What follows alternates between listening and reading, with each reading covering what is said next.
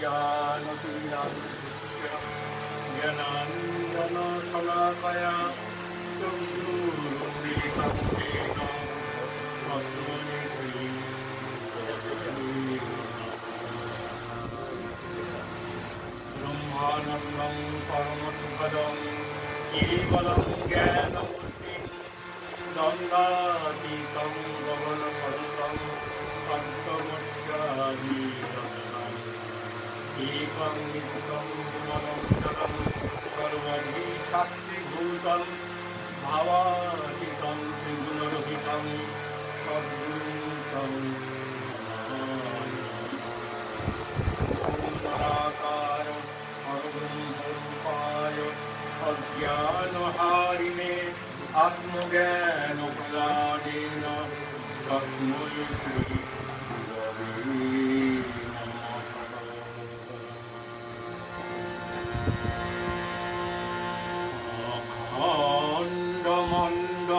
अखण्डमण्डलाकारं व्याप्तं येन चराचरं तत्पदं दर्शितं येन तस्मै श्रीगुरवे नमः। तस्मै श्रीगुरवे नमः। भवसागर तारण कारण हे रविनन्दन वन्दन खण्डन हे भवसागर तारण कारण हे रविनन्दन वन्दन खण्डन हे शरणागत किङ्कर गीत मने शरणागत किङ्कर गीत मने गुरुदेव दया कर दीन जने गुरुदेव दया कर दीन जने गुरुदेव दया कर दीन जने हृदि कंदर तामस भास्कर हे तुमी विष्णु प्रजापति शंकर हे परब्रह्म परात्पर वेद भणे परब्रह्म परात्पर वेद भणे गुरुदेव दया कर दीन जने गुरुदेव दया कर दीन जने गुरुदेव दया कर दीन जने।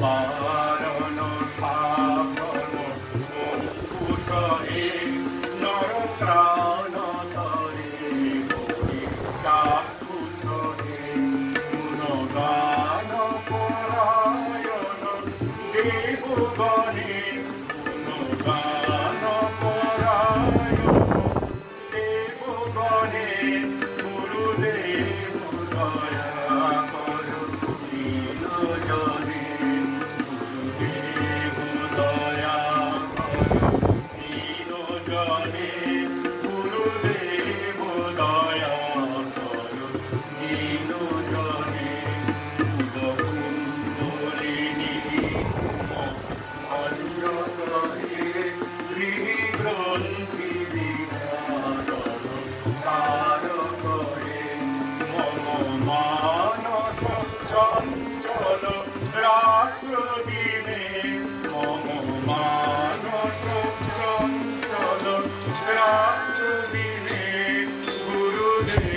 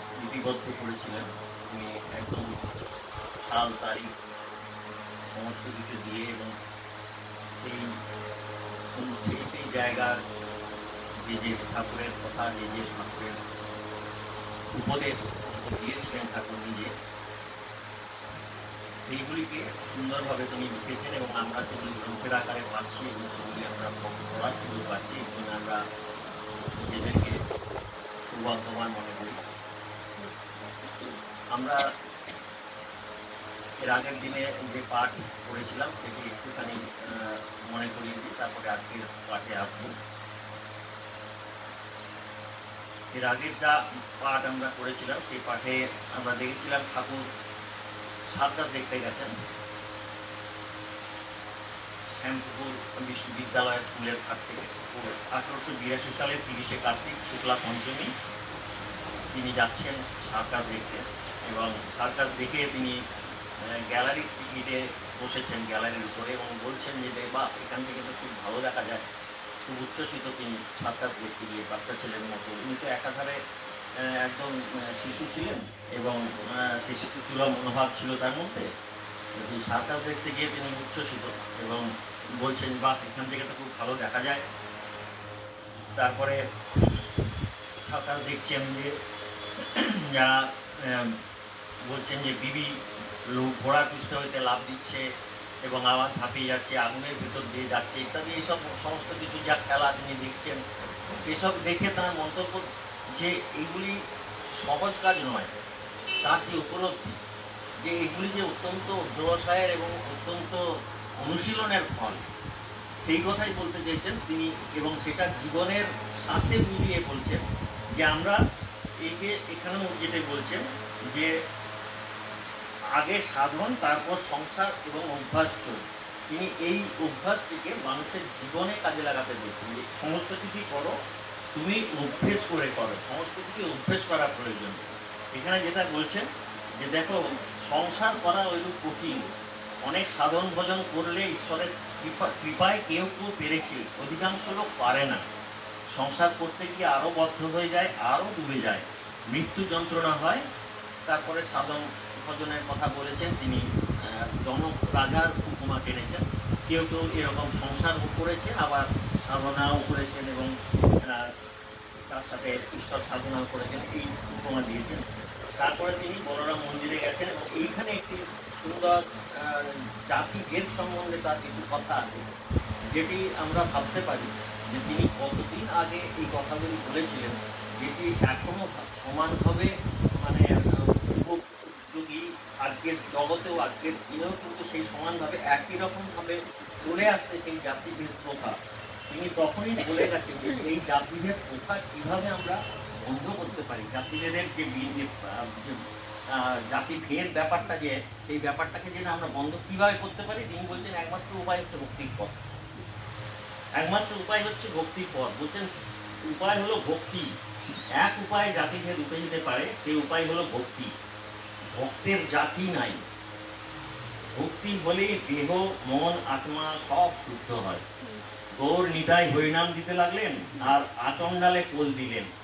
ভক্তি না থাকলে ব্রাহ্মণ ব্রাহ্মণ নয়। কত সুন্দর কথা, কত সহজ মানে সরল উপমা দিয়ে তিনি আমাদেরকে বোঝানোর চেষ্টা করেছেন যে ভক্তি না থাকলে ব্রাহ্মণ ব্রাহ্মণ নয়। আবার বলছেন ভক্তি থাকলে চণ্ডাল চণ্ডাল নয়, মানে চণ্ডালের মধ্যেও যদি ভক্তি থাকে তাহলে সে ব্রাহ্মণের স্তরে উন্নত হতে পারে, আবার ব্রাহ্মণও যদি ভক্তি তার মধ্যে না থাকে তাহলে সে ব্রাহ্মণ নাও হতে পারে। এই যে সহজ ব্যাখ্যাটা কিন্তু দিয়েছেন আর কি। অস্পৃশ্য জাতি ভক্তি থাকলে শুদ্ধ পবিত্র হয়, এটাও বলেছেন। তারপরে এইভাবেই বলতে চলেছেন যে সংসারের সহজ উদাহরণ দিয়েছেন। আবার দেখুন কি অতি সুন্দর উদাহরণ, যে সংসারকে বদ্ধ জীবের সাথে তুলনা করেছেন। সংসারের জীবেরা যেন বদ্ধ জীব, তারা কি করছেন যেন গুটি পোকার মতো, গুটি থেকে বেরিয়ে আসতে পারছেন না। গুটি তৈরি করেছেন, কেটে বেরিয়ে আসতে পারে ইচ্ছে করলে, কিন্তু পারছে না। অনেক যত্ন করে গুটি তৈরি করেছে কিনা, ছেড়ে আসতে পারছেন না, এবং ছেড়ে না আসার ফলে সেখানেই তাদের মৃত্যু হচ্ছে। এইটা আমরা তো দেখতেই পাচ্ছি, এই যে জন্ম মৃত্যুর চক্র যেটা আমরা পাচ্ছি সব সময়, আমাদের আসক্তি, আগ্রহ, লোভ লালসা ইত্যাদি যেগুলো আমাদের মধ্যে আছে, সেইগুলোর কথা বলছেন যে আবার যেন ঘূর্ণির মধ্যে মাছ যে পথে ঢুকেছে সেই পথ দিয়েই বেরিয়ে আসতে পারে, কিন্তু জলের মিষ্ট শব্দ আর অন্য মাছের সঙ্গে ক্রীড়া তাই ভুলে থাকে, বেরিয়ে আসার চেষ্টা করে না। এটা আমরা মানে আমাদের সাধারণ জীবনে। তারপর তিনি গান গাইছেন এবং তার মধ্যে বলেছেন তবে দু একটা দৌড়ে পালায় এবং তারা কি হয়, তাদেরকে বলে মুক্ত জীব, তারাই মুক্ত জীব হতে পারে, তারাই মোক্ষ লাভ করতে পারে। সেই কথাই বলছেন, দু একটা কেটে পালিয়ে যায়। সেরকম আমাদের মধ্যে কিছু সাধক আছেন যারা সাধারণ মানুষ থেকে সাধকের স্তরে উন্নীত হয়েছেন।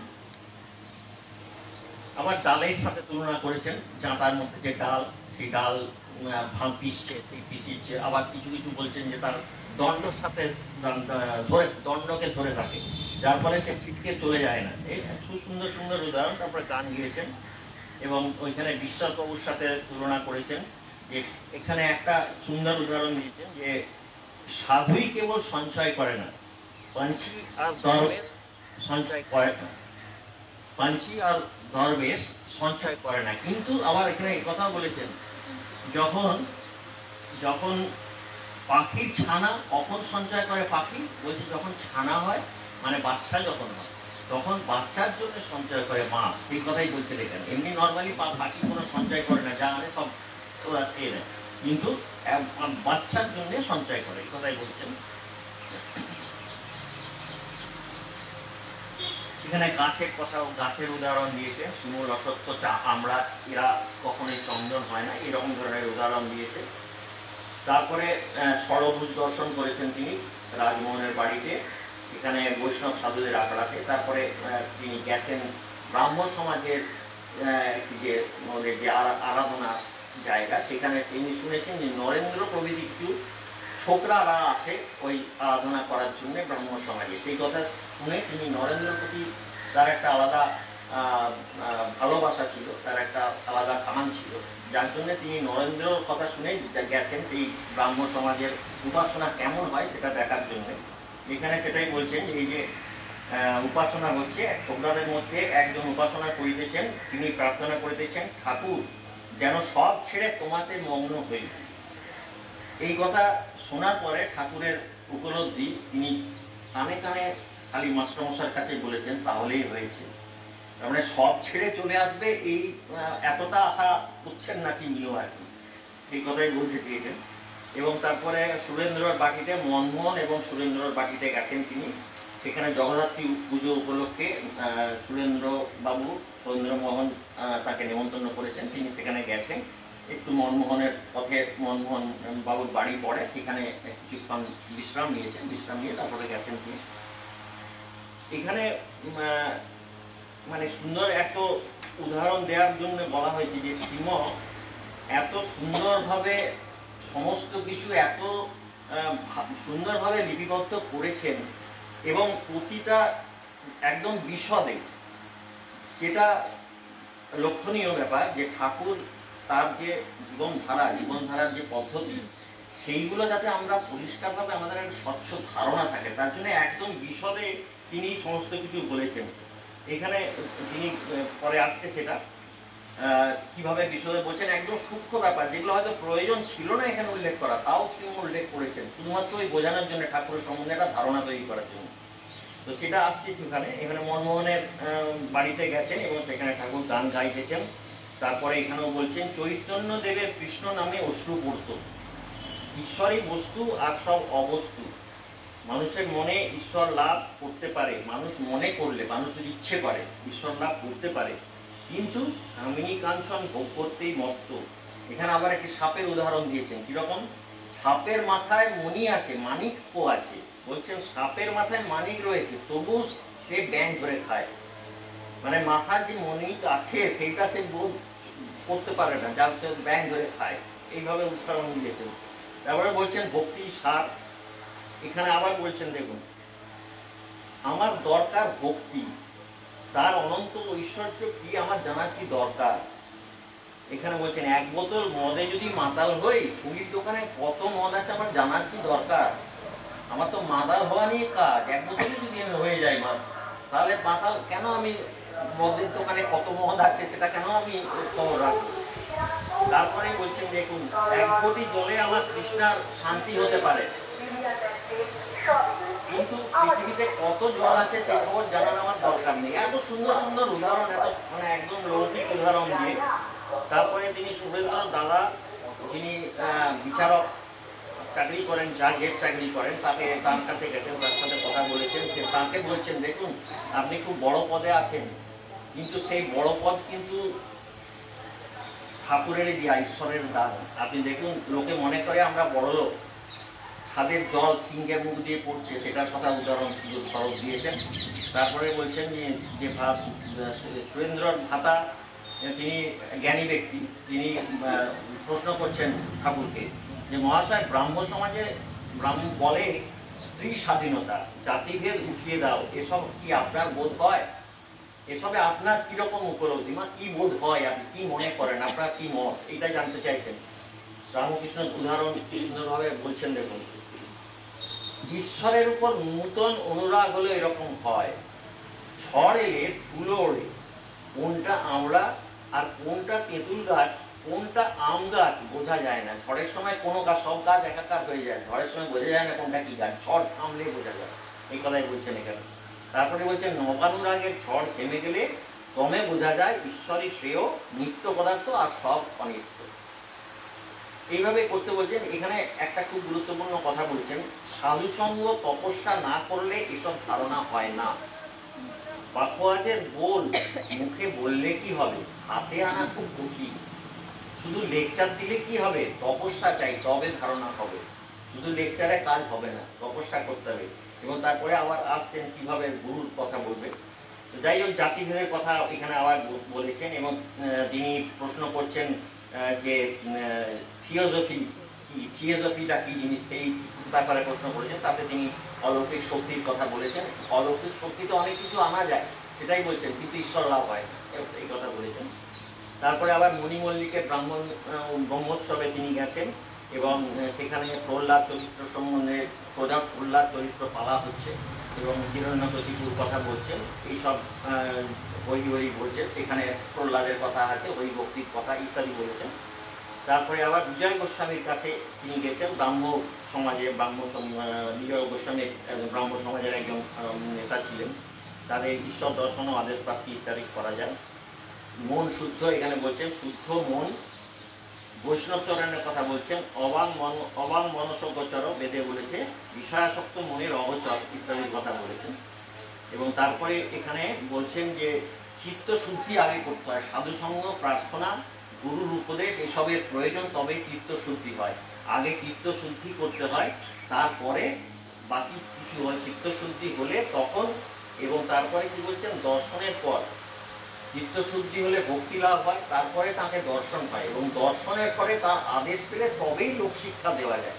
মানে সবাই যে গুরু হতে পারেন সেটা পারেন না, সে কথা এখানে বলতে চাইছেন। তিনি একটা গান গেয়েছেন এত সুন্দর, গানটির বাণীটি এত সুন্দর যে বলছেন যে ভাবছো কি মন একলা বসে, অনুরাগ মিনে কি চাঁদ গৌর মিলে, আজন্যটা ঝাড় দিলি না, মন্দিরে চামচিকা 11 জনা, তারা দিবানিশি করলে থানা, মন্দিরে তোর মাধব নাই রে, তুই ছাঁদ ফুঁকে গেলি করলি শেষে। কথাগুলি এত সুন্দর, তার ব্যাখ্যাটা এখানে বলেছেন। দেখুন, বলছেন যে হৃদয় মন্দির আগে পরিষ্কার করতে হয়, ঠাকুর প্রতিমা আনতে হয়, পূজার আয়োজন করতে হয়। আয়োজন নাই ভোঁ ভোঁ করে শাক বাজিয়ে কিছু আসবে, কোনো আয়োজন করা নেই, শুধু শাক বাজার কি তাহলে কি মুক্তি আসবে? এই কথা এইভাবে বলছেন। এবং আমরা পাপী ইত্যাদি, পাপের পাপ বলে বিজয়ের গতি বলছে, তোমরা এত পাপ করো কেন? বলো না আমরা পাপী নই, পাপি করলে মনটাই পাপি হয়ে যায়। এই সমস্ত সুন্দর উদাহরণ দিয়েছেন এইগুলির মধ্যে। যে কথা এখানে বলছিলাম যে এই যে আমি শ্রীবর যে উদাহরণকে দিতে বলছিলাম, যে কীভাবে বিশদে বলেছিলেন একটা সুন্দরভাবে। ওই সার্কাস দেখতে গেছেন ঠাকুর, সেইখানে বলি, সার্কাসে ঠাকুরের কাছে বলছেন যে ঠাকুরের ব্যাগে কি আছে, ঠাকুরের হাতে একটি ব্যাগ আছে, সেই ব্যাগে কী আছে সেটাও বলে দিচ্ছেন, কী আছে সেটাও বলছেন, আমি করছি। সার্কাস সমাপ্ত হইল, ঠাকুর ভক্ত সঙ্গে নামিয়া আসিয়া ময়দানে গাড়ির কাছে আসিলেন। শীত পড়িয়াছে, গায়ে সবুজ বনাত দিয়া মাঠে দাঁড়াইয়া কথা কইতেছেন। কাছে ভক্তেরা দাঁড়াইয়া আছেন। একজন ভক্তের হাতে বেটুয়াটি মশলার ছোট থলেটি রইয়াছে। ঠাকুর যে মশলার থলিটি রাখেন সেটি একজন ভক্তের কাছে রাখা আছে। এই যে ডিটেল, এইগুলি বিশদে আলোচনা, কেন, তাতে কি আছে সেটাও বলে দিচ্ছেন। তাহাতে মশলা বিশেষত কাবাব চিনি, মানে ঠাকুর যে কাবাব চিনি খেতে পছন্দ করেন তার জন্য একটি পটুয়া রাখা থাকে। এই এত বিশদে, মানে ঠাকুর সম্বন্ধে আমাদের ধারণা হতে পারে যে পটুয়াতে অন্য কিছু থাকতে পারে, কোনো নেশার জিনিস থাকতে পারে। এই ধারণাটাকে নস্বাত করার জন্য, স্বচ্ছ ধারণা যাতে হয় তার জন্য করেছেন। এইগুলি ছিল। আজকে আমরা যেটি পড়ব সেটি হচ্ছে ওই বিজয়কৃষ্ণ গোস্বামীর ওখান থেকেই আসবে এবং মুক্ত পুরুষের ত্যাগ বা আত্মহত্যা একটি বালকের কথা বলেছেন গোপাল বলে, যে আত্মহত্যা করেছিল। সে অত্যন্ত ভক্ত ছিল, কম বয়সী ছিল, ঠাকুরের কাছে আসতো। সে আত্মহত্যা করেছিল, কেন আত্মহত্যা করেছিল ঠাকুর তার ব্যাখ্যা দিয়েছে। তার সমস্ত কিছু শেষ হয়ে গেছিল আর কি, মানে জীবনের কাজ শেষ হয়ে গেছিল, তাই জন্য সেই আত্মহত্যা সম্বন্ধে এখানে ব্যাখ্যা আছে। তারপরে আছে জীব কত রকম, সেই জীব 4 রকমের জীবের কথা বলেছেন, বদ্ধ, মুক্ত, মুক্ত এবং নিত্য, এই সমস্ত কিছু কথা বলা আছে। পূর্বজন্মের সংস্কারের কথা বলেছেন এবং তারপরে তীব্র বৈরাগ্য ও বদ্ধজীব কিরূপ হয়, বদ্ধজীবের মনের অবস্থা হলে কীরকম মুক্তি আছে, এই ধরনের সমস্ত কথা বলেছেন। আজকে আমরা এগুলি সমস্ত কিছু পড়ব। কামিন কাঞ্চনের জন্য দাসত্ব ইত্যাদি সমস্ত কিছু আজকে আমরা পাঠ করব। তো আসুন আমরা আজকের পাঠ শুরু করি।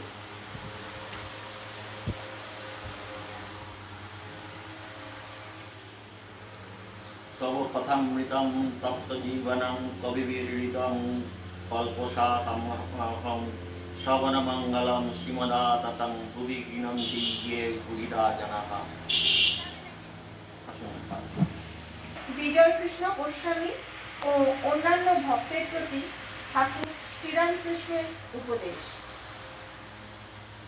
ন জায়তে নিয়তে বা কদাচিন্নায়ং ভূত্বা ভবিত্বা বা ন ভুবঃ অজনিত্যঃ শাশ্বতময়ং পুরনো না হন্যতে হন্যমানে শরীরে। মুক্ত পুরুষের শরীর ত্যাগ কি আত্মহত্যা? দক্ষিণেশ্বর কালীবাড়িতে শ্রীযুক্ত বিজয়কৃষ্ণ গোস্বামী ভগবান শ্রীরামকৃষ্ণকে দর্শন করিতে আসিয়াছেন, সঙ্গে 3-4টি ব্রাহ্ম ভক্ত। 29 অগ্রহায়ণ শুক্লা চতুর্থী তিথি, বৃহস্পতিবার, ইংরেজি 14 ডিসেম্বর 1882 খ্রিস্টাব্দ। পরমহংসদেবের পরম ভক্ত শ্রীযুক্ত বলরামের সহিত ইহারা নৌকা করিয়া কলিকাতা হইতে আসিয়াছেন।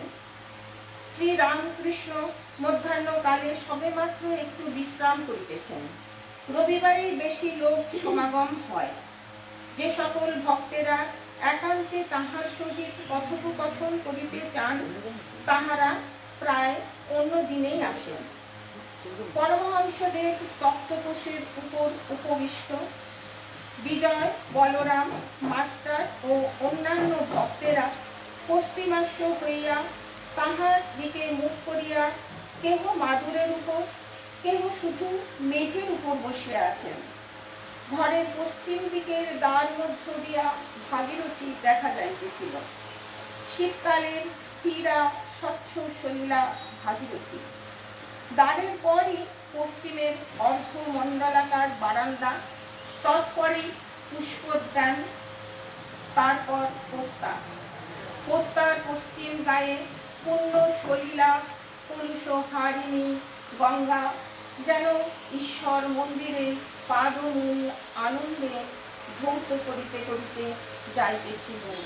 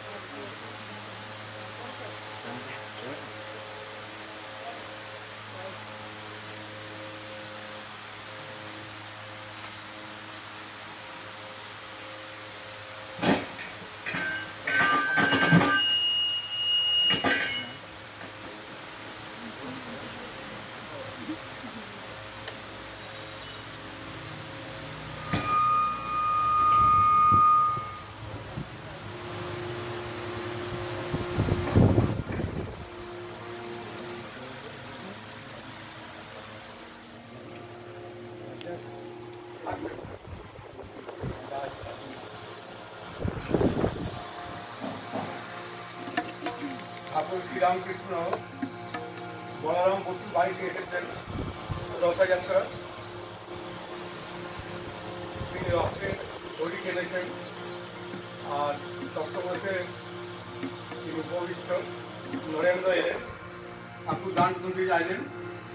তো ঠাকুরকে এই রবীন্দ্রসঙ্গীতটি শোনালেন স্বামী বিবেকানন্দ।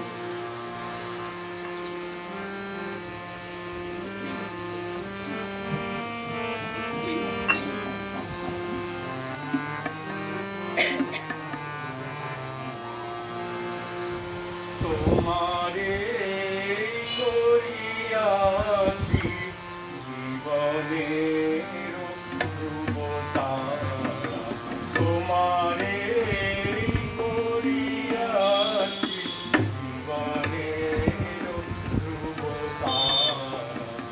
এ সমুদ্রে আরো কবু হব না পথহারা, তোমারে করিয়াছি জীবনের ধ্রুবতারা।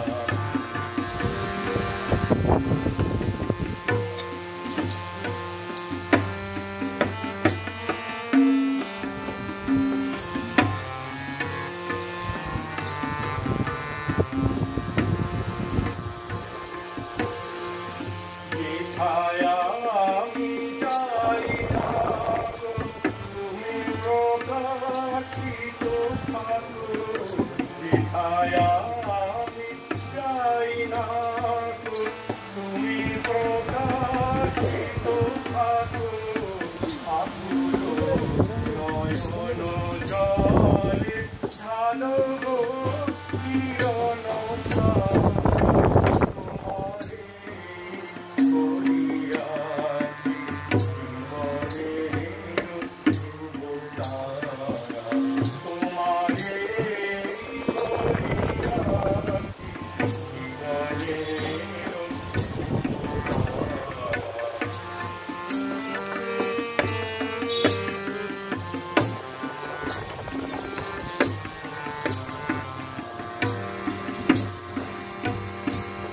তব মুখ সদামরে গাহিতেছে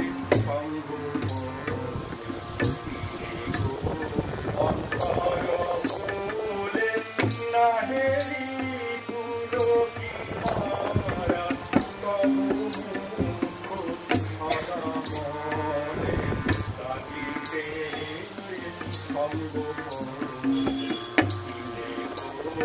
অন্তর বলে নাহেরি পুলকিহারা। কখনো বিপদে যদি চাহে পৃথিবী, কখনো বিপদে যদি ভ্রমিতে চাহে পৃথিবী, অহনি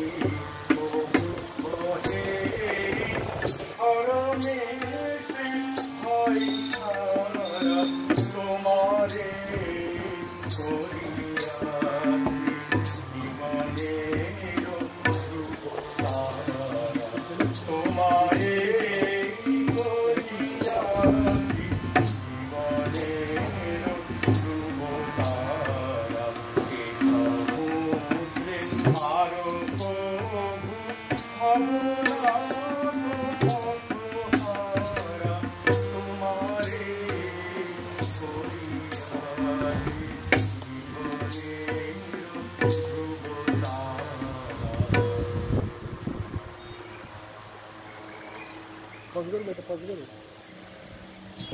বিজয় বেদনায় দারুণ যন্ত্রণা পান, তাই সঙ্গে শিশি ভরিয়া ঔষধ আনিয়াছে। ঔষধ সেবনের সময় হইলে খাইলেন। বিজয় এখন সাধারণ ব্রাহ্ম সমাজের একজন কৃষ্ণকরী আচার্য।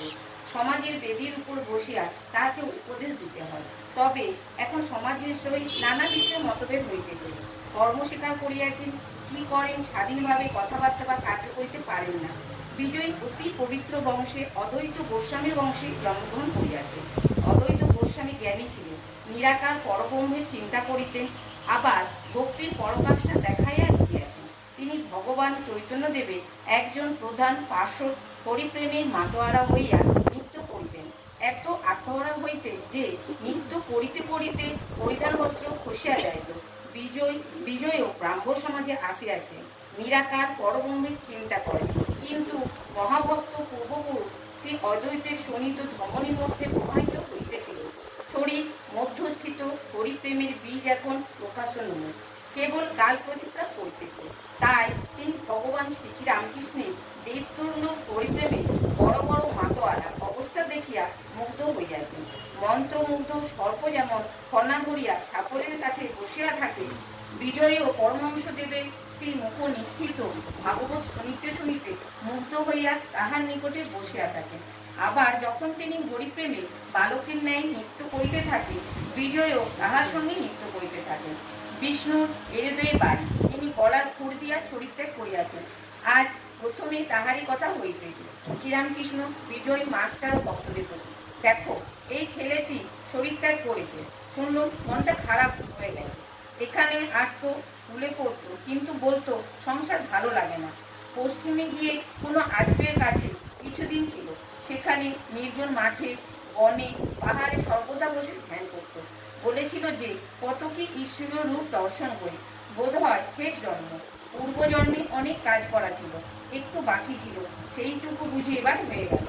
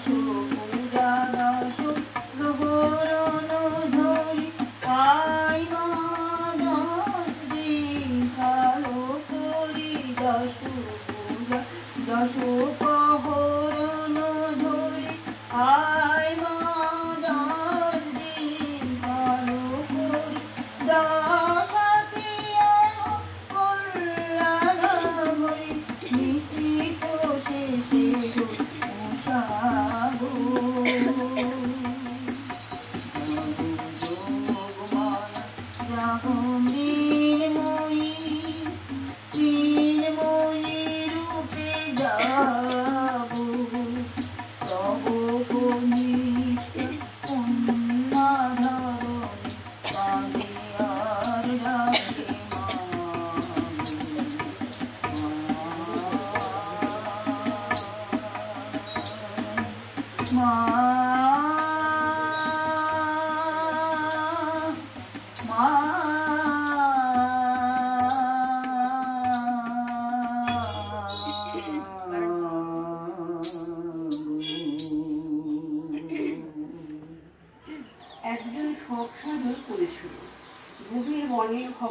আরাধনা করেছিল, কিন্তু সে অনেক বিভীষিকা দেখতে লাগলো। শেষে তাকে বাঘে নিয়ে গেল। আরেকজন বাঘের ভয়ে নিকটে একটি গাছের উপর উঠেছিল। সব আর অন্যান্য পূজার উপকরণ তৈরি দেখে সে নেমে এসে আচমন করে সবের উপর বসে গেল। একটু জপ করতে করতে মা সাক্ষাৎকার হলেন। ও বললেন, আমি তোমার উপর প্রসন্ন হয়েছি, তুমি বর নাও। মার পাদপদ্মে প্রণত হয়ে সে বললে, মা, একটা কথা জিজ্ঞাসা করি? তোমার কাণ্ড দেখে অবাক হয়েছি। সে ব্যক্তি এত খেটে, এত আয়োজন করে, এতদিন ধরে তোমার সাধনা করছিল, তাকে তোমার দয়া হলো না? আর আমি কিছু জানি না, শুনি না, ভজনহীন, সাধনহীন, জ্ঞানহীন, ভক্তিহীন, আমার উপর এত কৃপা হলো?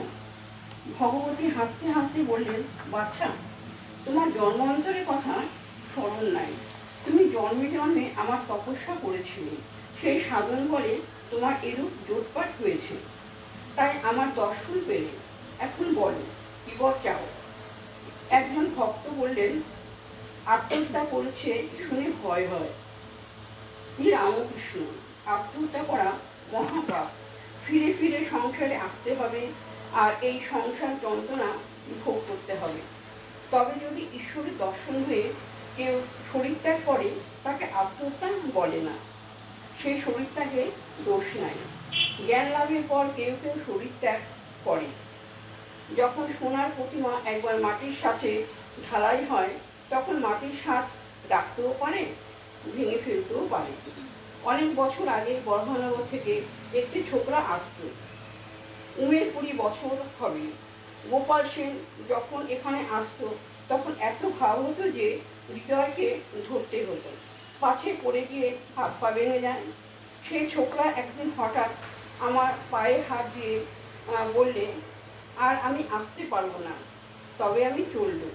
কিছুদিন পরে শুনলাম যে সে শরীর ত্যাগ করেছে।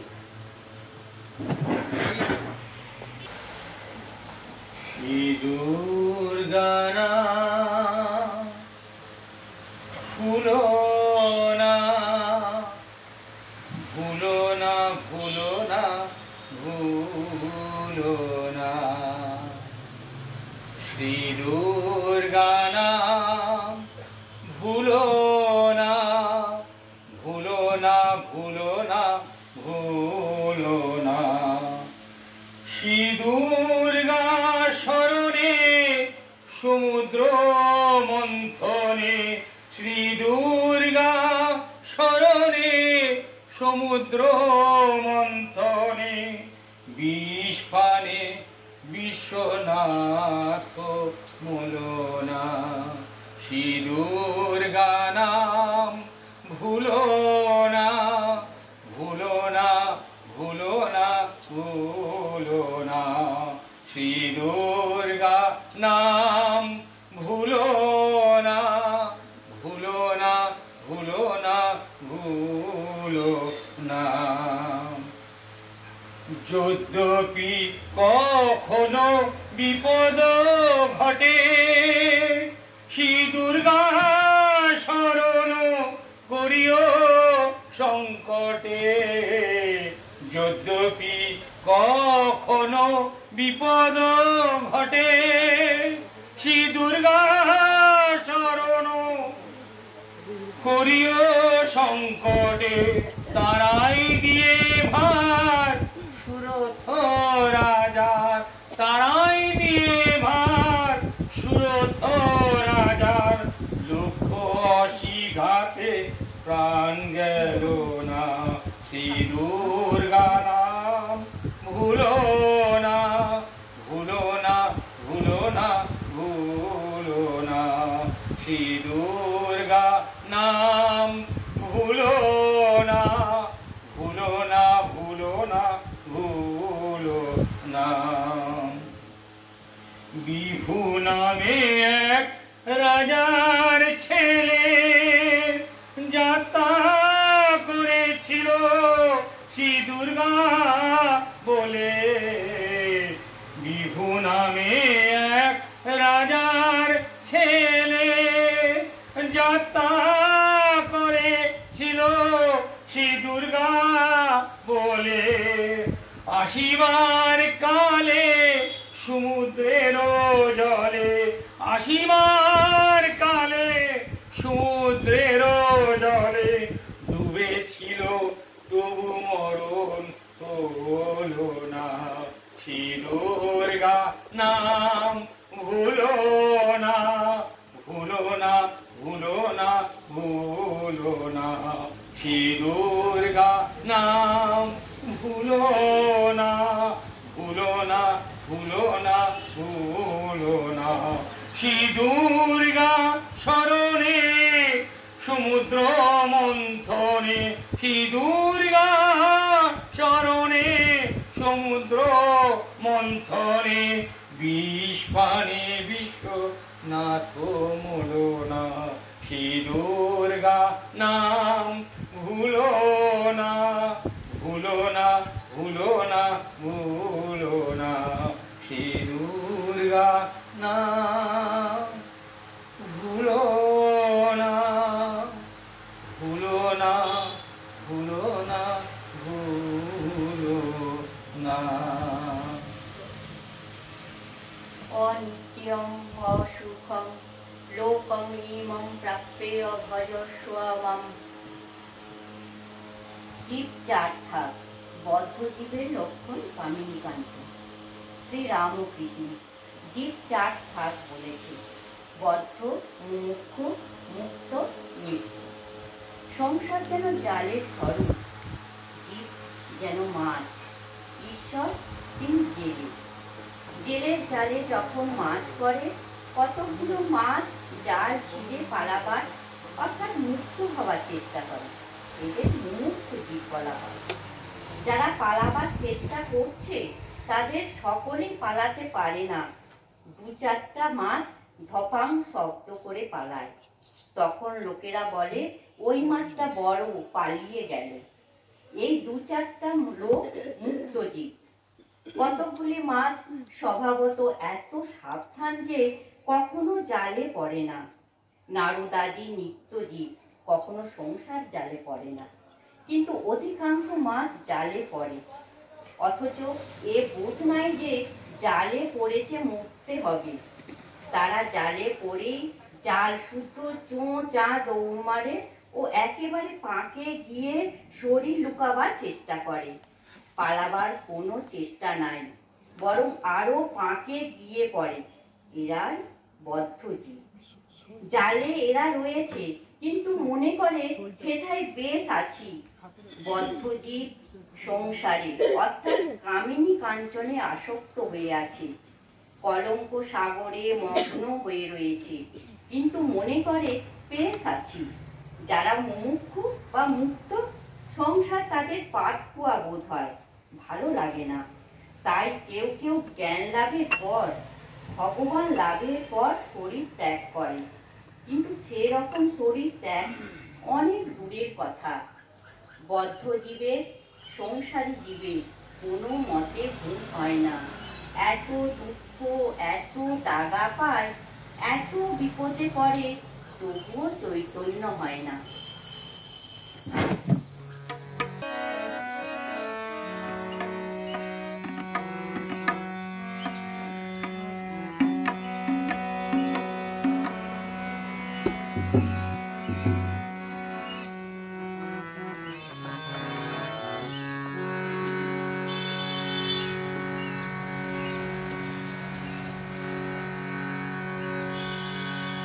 তুই দুর্গা,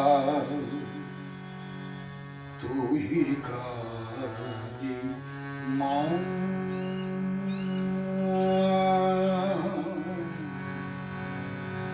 তুই দুর্গা, তুই কালী তব পদে দিদিমা দিন ঢালে মা।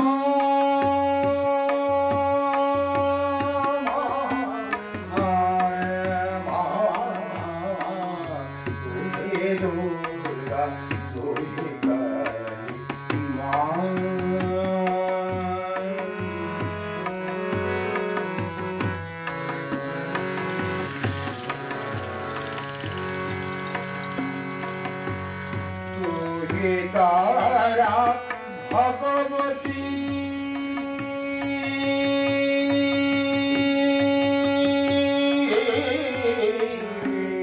তুহে তারা ভগবতী ভগবতীর তুহি গৌরী তুহে তারা ভগবতী ভগবতীর তুহি গতি তোমারে যে দিতে চাই মাগ তোমারে যে দিতে চাই মনোদেহ মনোধারী তুহি দুর্গা তুহি কালী মা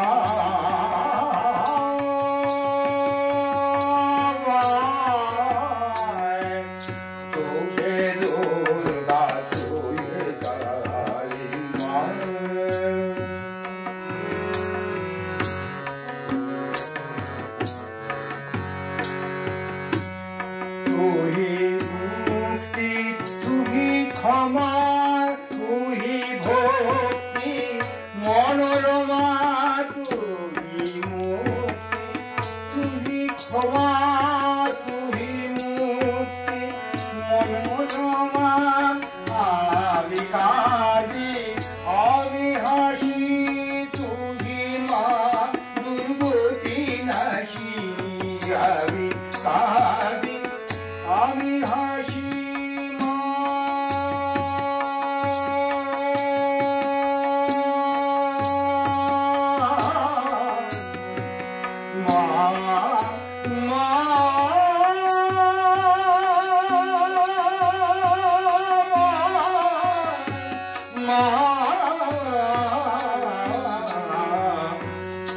আমি কাঁদি আমি হাসি তুই মা দুর্গতি নাশি আমি কাঁদি আমি হাসি তুই মা দুর্গতি নাশি এসো এসো মহামায়া এসো এসো মহামায়া আরে মা আলো জালি তুই দুর্গা তুই কালী ভব পরদে তুই মম দিন ঢালি মা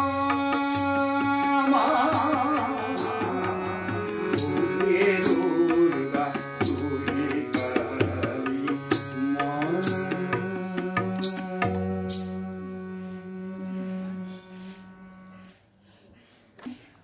কাটা ঘাস বড় ভালোবাসে, কিন্তু যত খায় মুখ দিয়ে রক্ত দর দর করে পড়ে, তবুও সেই কাটা ঘাস খাবে, ছাড়বে না। সংসারের লোক এত শোক তাপ পায়, তবু কিছুদিন পরে যেমনই তেমনই। স্ত্রী মরে গেল কি অসতী হলো, তবু আবার বিয়ে করবে। ছেলে গেল কত শোক পেলে, কিছুদিন পরেই সব ভুলে গেল। সেই ছেলের মা যে শোকে অধীর হয়েছিল, আবার কিছুদিন পরেই চুল বাঁধলো, গয়না পরলো। এরকম লোক মেয়ের বিয়েতে সর্বশান্ত হয়, আবার বছরে বছরে তাদের মেয়ে ছেলেও হয়। মোকদ্দমা করে সর্বশান্ত হয়, আবার মোকদ্দমা করে। যা ছেলে হয়েছে তাদেরই খাওয়াতে পারে না, পড়াতে পারে না, ভালো ঘরে রাখতে পারে না।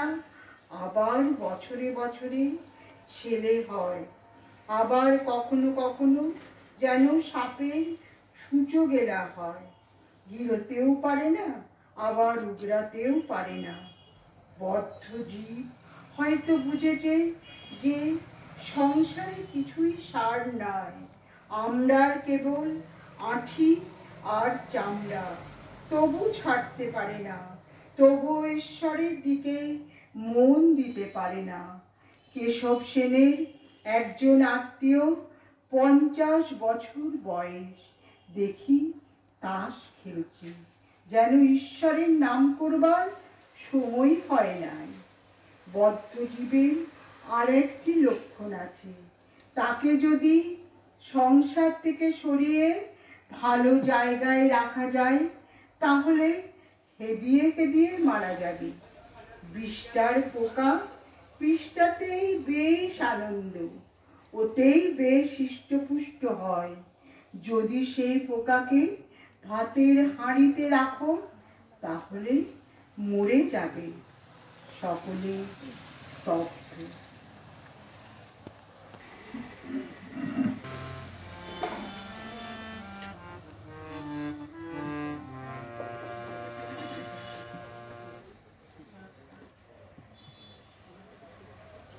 আমি একটি মাতৃমণ্ডল বন্দনা পরিবেশন করছি। আমার অনেক খুশি হবে, নিজের গুণে সবাই ক্ষমা করবেন।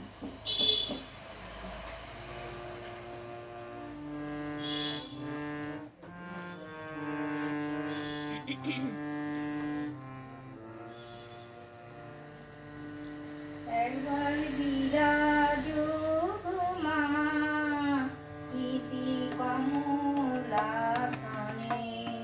একবার বিরাজ মা কমলাসনে। ভুবন ভরা রূপটি একবার দেখে লই মা নয়নে, তোমার ভুবন ভরা রূপটি একবার দেখে লই মা নয়নে কমলাসনে। একবার বিরাজ মা ইতি কমলাসনে।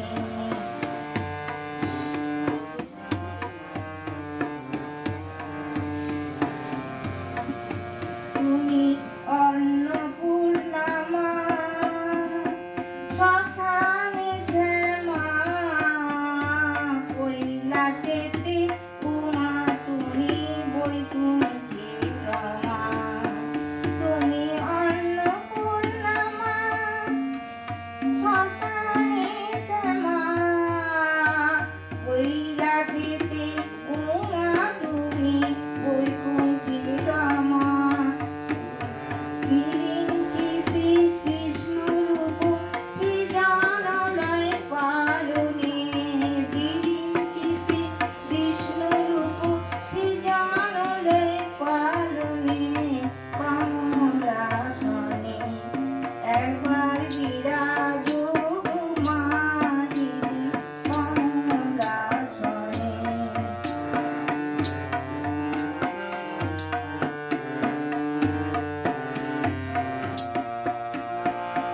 পুরুষ কি নারী বুঝিতে নারী, তুমি পুরুষ কি নারী বুঝিতে নারী। স্বয়ং না বুঝিলে তাকে বুঝিতে পারি। তুমি পুরুষ কি নারী বুঝিতে নারী, স্বয়ং না বুঝালে তাকে বুঝিতে পারি। তুমি আধারা মায়া কৃষ্ণ সাজিলে বৃন্দাবনে, তুমি আধারা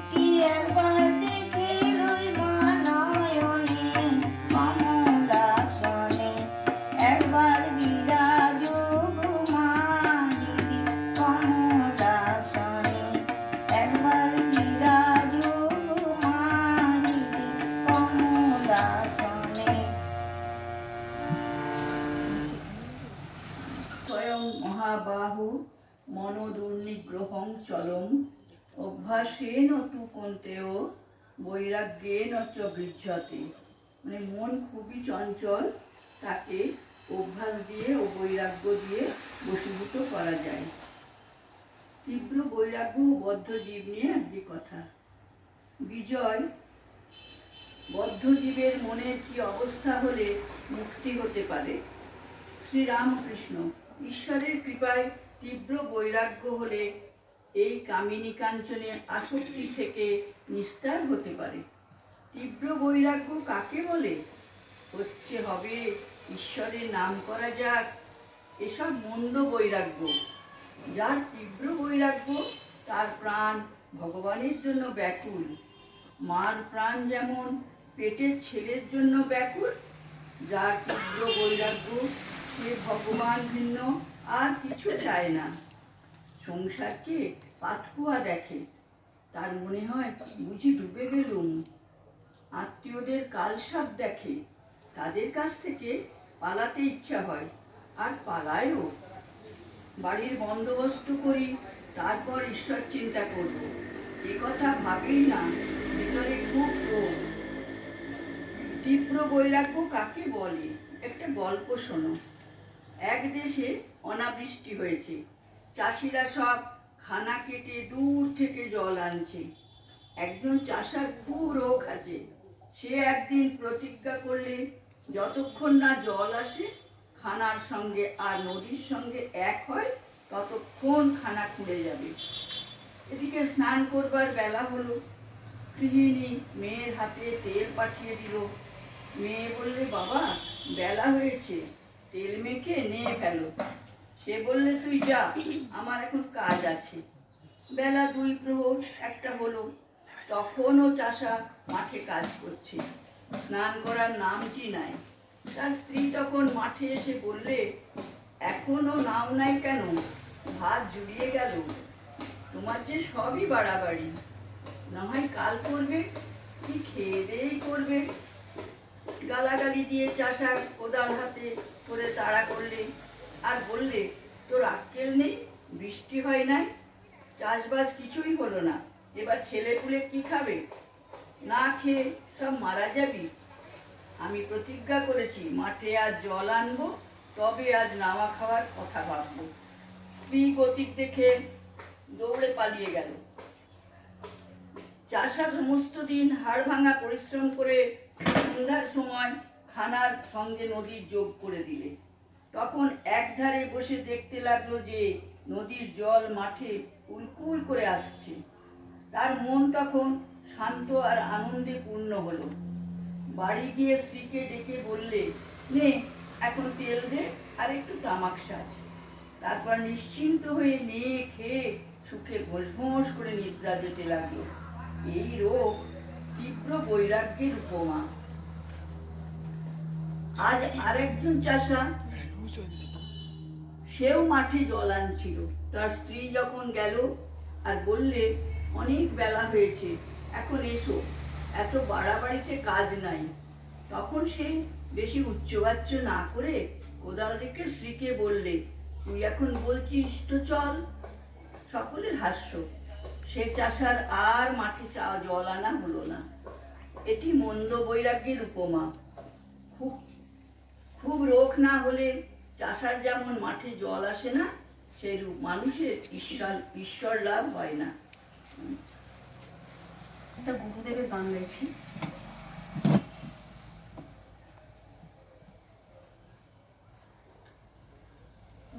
गुरुदेव दया करके मुझको अपना लेना, मैं शरण पड़ा तेरी चरणों में जगा देना। गुरुदेव दया करके मुझको अपना लेना, मैं शरण पड़ा तेरी चरणों में जगा दे।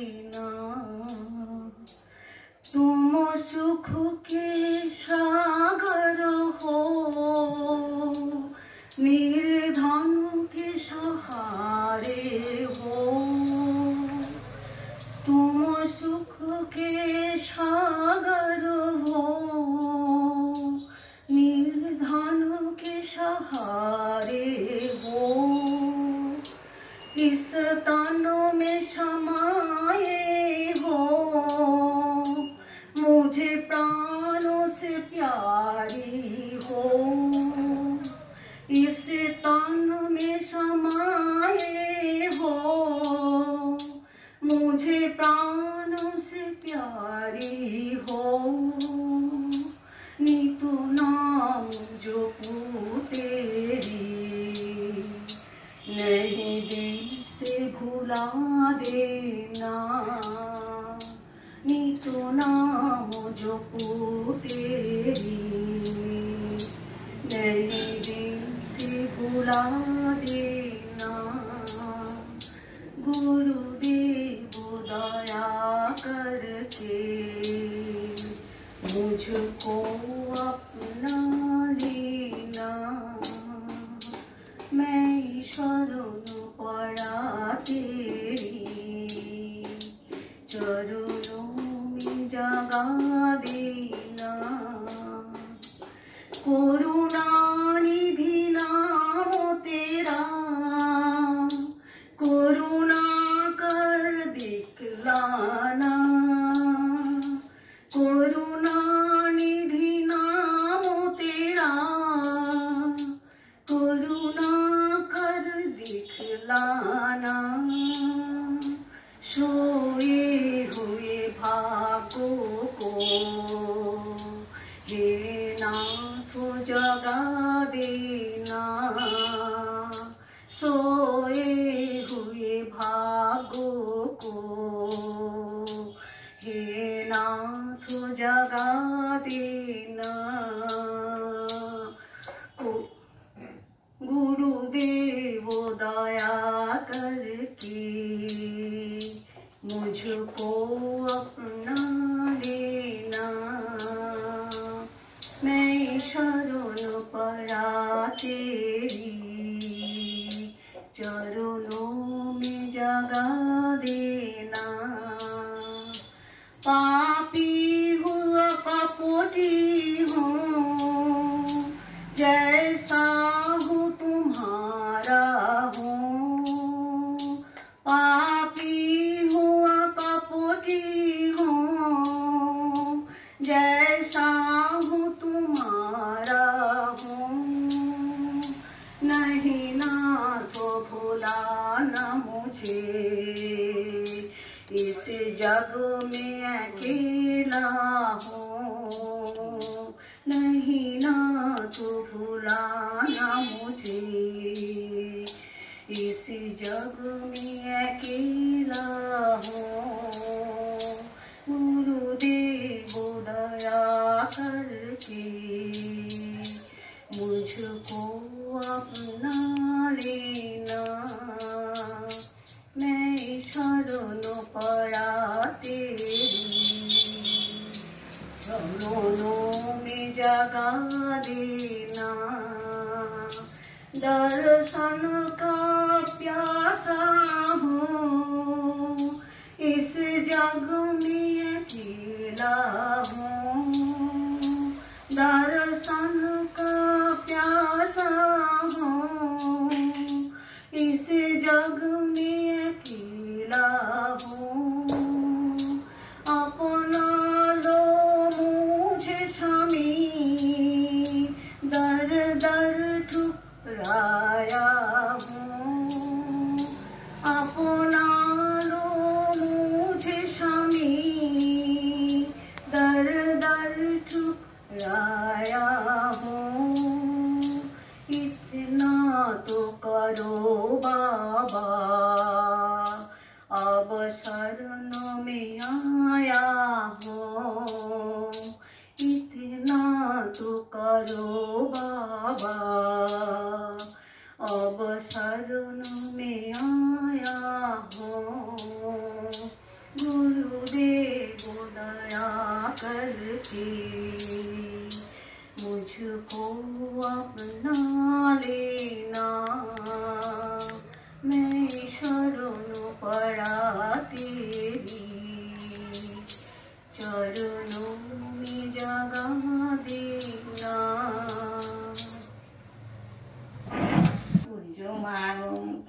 প্রতিষ্ঠাং সমুদ্র মাপ পরিষ্যন্তি যদ্দৎ তদ্দৎ কামাজং প্রবিশ্যন্তি সর্বে শান্তিমাপ্নোতি ন কামো কাম। কামিনী কাঞ্চনজন্য দাসত্ব শ্রীরামকৃষ্ণ বিজয়ের প্রতীক। আগে অত আসতে এখন আসো না কেন? বিজয়, এখানে আসবার খুব ইচ্ছা, কিন্তু আমি স্বাধীন নই, ব্রাহ্ম সমাজের কাজে স্বীকার করেছি। শ্রীরামকৃষ্ণ, কামিনী কাঞ্চনে জীবকে বদ্ধ করে জীবের স্বাধীনতা যায়। কামিনী থেকেই কাঞ্চনের দরকার, তার জন্য পরের দাসত্ব, স্বাধীনতা চলে যায়। তোমার মনের মতো কাজ করতে পারো না। জয়পুরে গোবিন্দজির পূজারীরা প্রথম বিবাহ করে নাই, তখন খুব তেজস্বী ছিল। রাজা একবার ডেকে পাঠিয়েছিলেন, তারা যায় নাই, বলেছিল রাজাকে আসতে বলো। তারপর রাজা ও 5 জনে তাদের বিয়ে দিয়ে দিলেন। তখন রাজার সঙ্গে দেখা করবার জন্য আর কাহারও ডাকতে হলো না, নিজে নিজে গিয়ে উপস্থিত। মহারাজ, আশীর্বাদ করতে এসেছি, এই নির্মাল্য এনেছি, ধারণ করুন। কাজে কাজেই আসতে হয়, আজ ঘর তুলতে হবে, আজ ছেলের অন্নপ্রাশন, আজ হাতে করি, এইসব।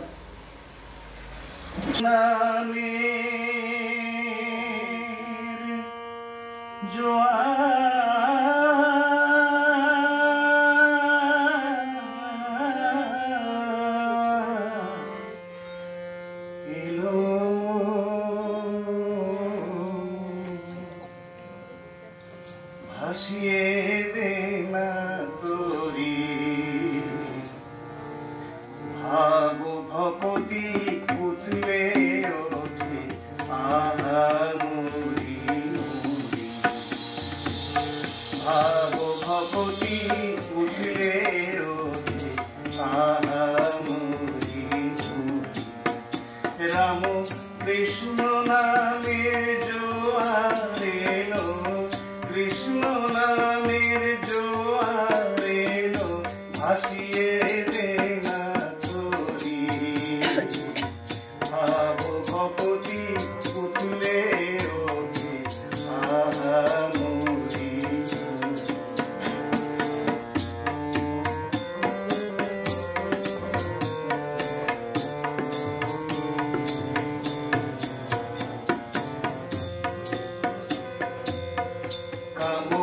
কাঞ্চন ডুবে মল অথই জলেতে,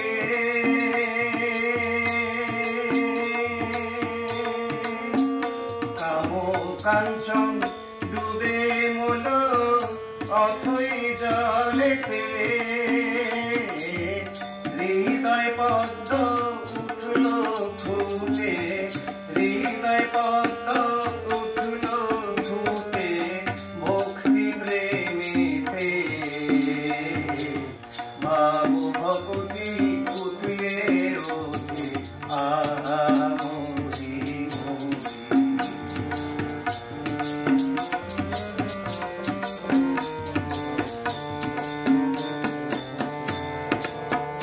তুমি ভয় পেও না মাঝ দরিয়ায়, যদি ঝড় ওঠে ঠাকুর গো,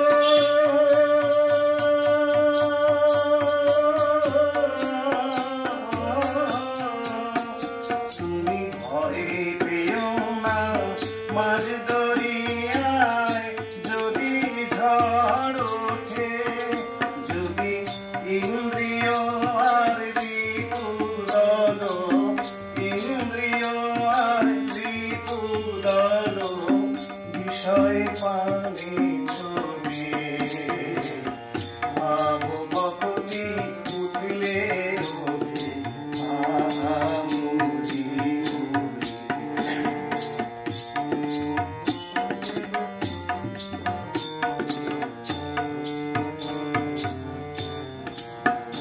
নামের হালটি ধরে শক্ত করে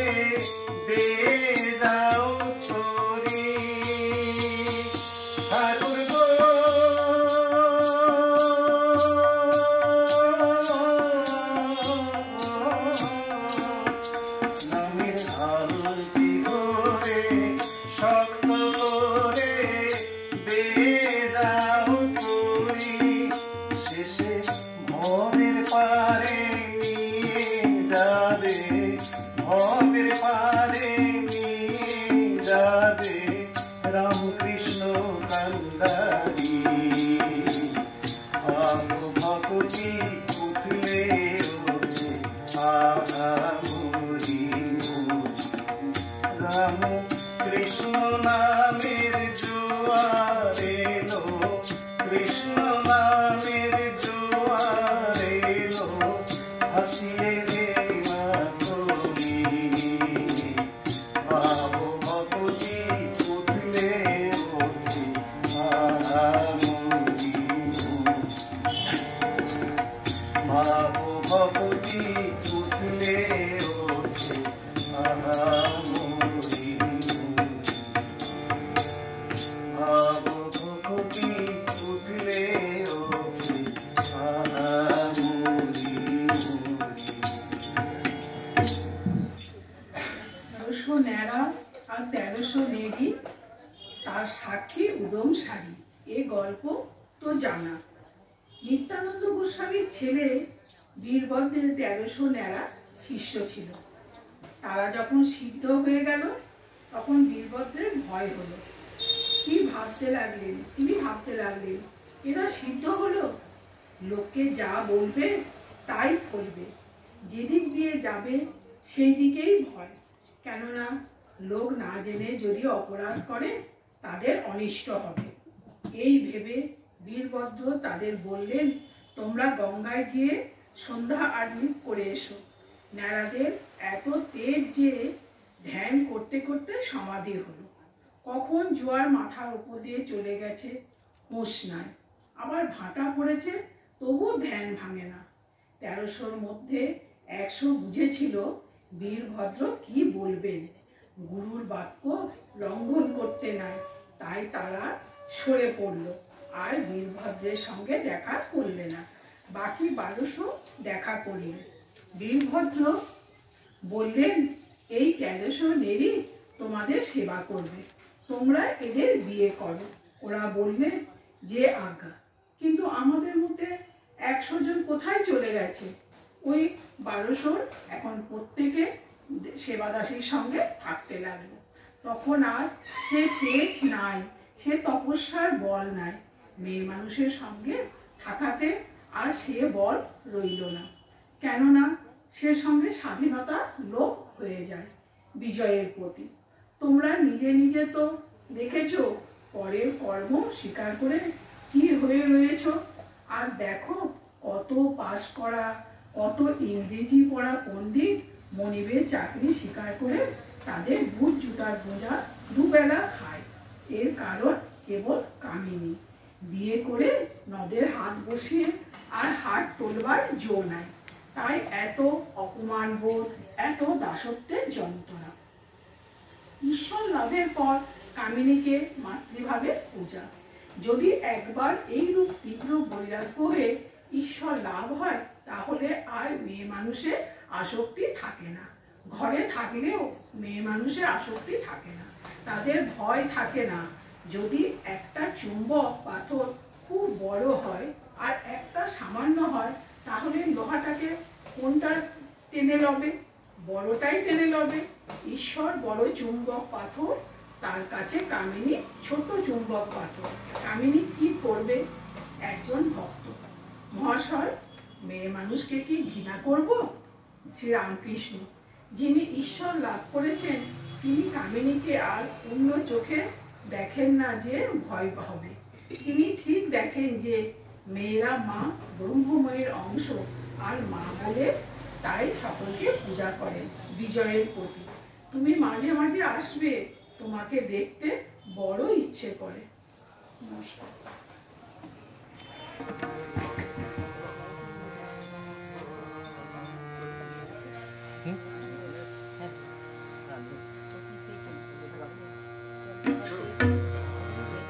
राम कृष्ण शरणं राम कृष्ण शरणं राम कृष्ण शरणं जय जय राम कृष्ण शरणम राम कृष्ण शरणम राम कृष्ण शरणम शरणे शारदा शरणम मा शारदा शरणम मा शारदा शरणम शरणे मा शारदा शरणम मा शारदा शरणम मा शारदा शरणम शरणे जय जय राम कृष्ण शरणम राम कृष्ण शरणम राम कृष्ण शरणम शरणे स्वामी जी शरणम स्वामी जी शरणम स्वामी जी शरणम शरणे स्वामी जी शरणम स्वामी जी शरणम स्वामी जी शरणम शरणे जय जय राम कृष्ण शरणम राम कृष्ण शरणम राम कृष्ण शरणम शरणे प्रभु कृपा हि केवलम कृपा हि केवलम कृपा हि केवलम शरणे प्रभु कृपा हि केवलम कृपा हि केवलम कृपा हि केवलम शरणे जय जय राम कृष्ण शरणम राम कृष्ण शरणम राम कृष्ण शरणम शरणे शरणागतोऽहं शरणागतोऽहं शरणागतोऽहं शरणे शरणागतोऽहं शरणागतोऽहं शरणागतोऽहं शरणे जय जय राम कृष्ण शरणम राम कृष्ण शरणम राम कृष्ण शरणम शरणे नमो श्री गुरवे नमो श्री गुरवे नमो श्री गुरवे नमो नमो नमो श्री गुरवे नमो श्री गुरवे नमो श्री गुरवे नमो नमो प्रभु राम कृष्ण शरणम राम कृष्ण शरणम राम कृष्ण शरणम शरणे राम कृष्ण जय जय राम कृष्ण जय जय राम कृष्ण जय जय राम कृष्ण जय जय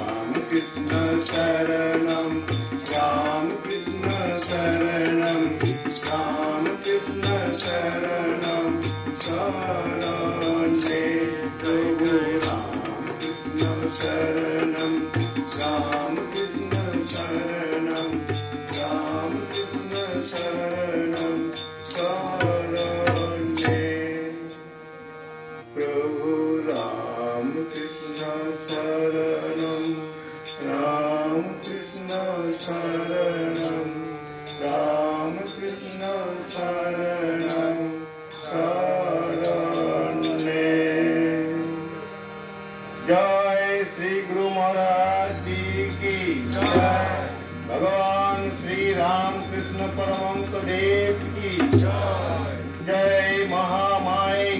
स्वामी जी महाराज जी की, भगवत भक्त भगवान की, समस्त देव देवी की, गंगा माई